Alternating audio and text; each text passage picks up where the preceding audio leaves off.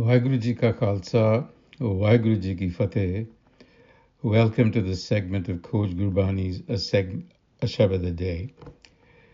The recitation for the day is the 6th verse of Sri Rag Mahalla Pehla. Jal Moh Ghas kar, mat kagad kar sar. Pao kalam kar, chit likhari, gur puch likh bichar.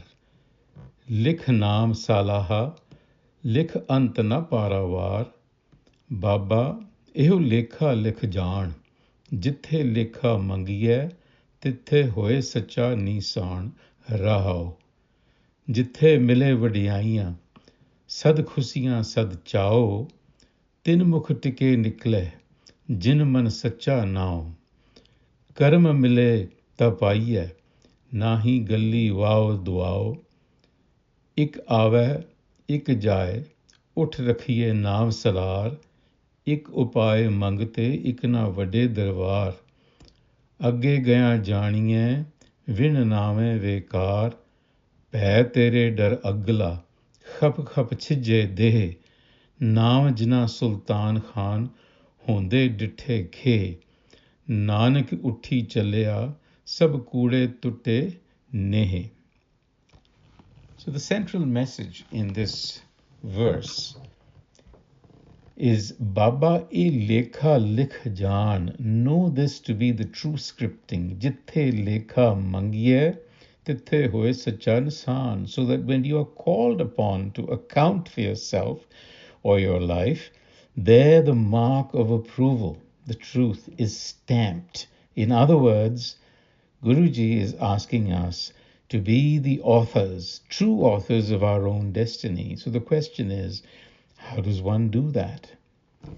And the answer can be found in the first couplet, which is a sort of a preparation in order to live that way. And that is, Jal Moh, burn your attachments or desires.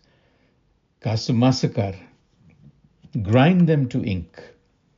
Mat kagar karsar, and make the mind, mat is understanding, make it pristine, something to write on. And then pao kalamakar, make divine awareness the pen with which to write.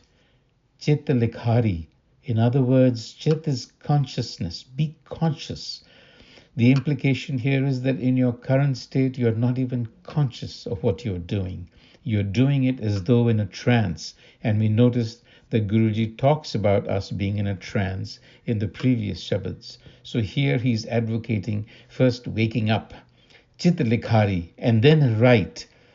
And how do you write? Gur Puch. Ask the Guru, literally. What that means is be Guru guided. And then Likh Bichar, then act in the world. So Guruji here, as we see, is using the metaphor of writing.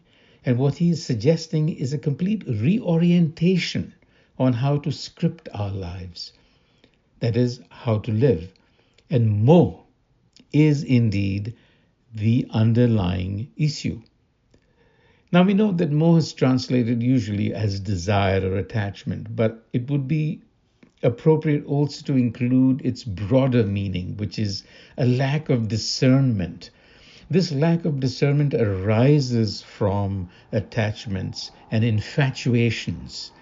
And so the mind becomes characterized by moh, which is a strong, obsessive and compulsive behavior that clouds and overrides our discernment, our judgment.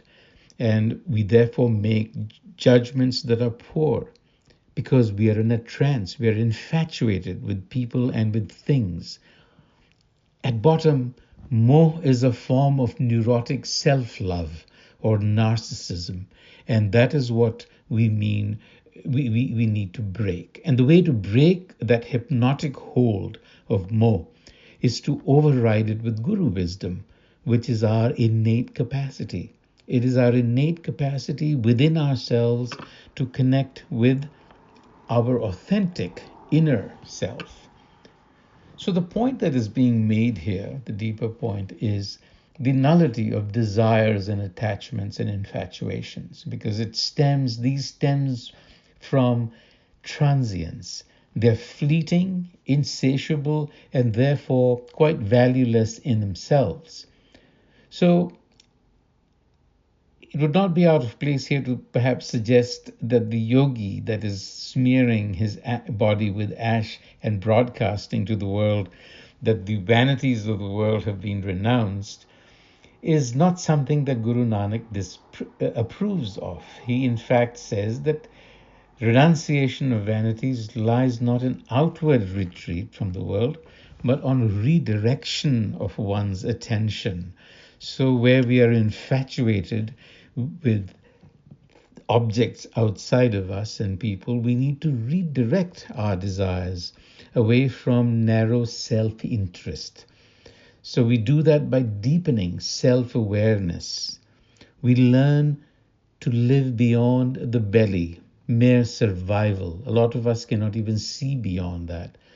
So Guruji is asking us to contemplate the world with a deeper awareness, pao, literally love.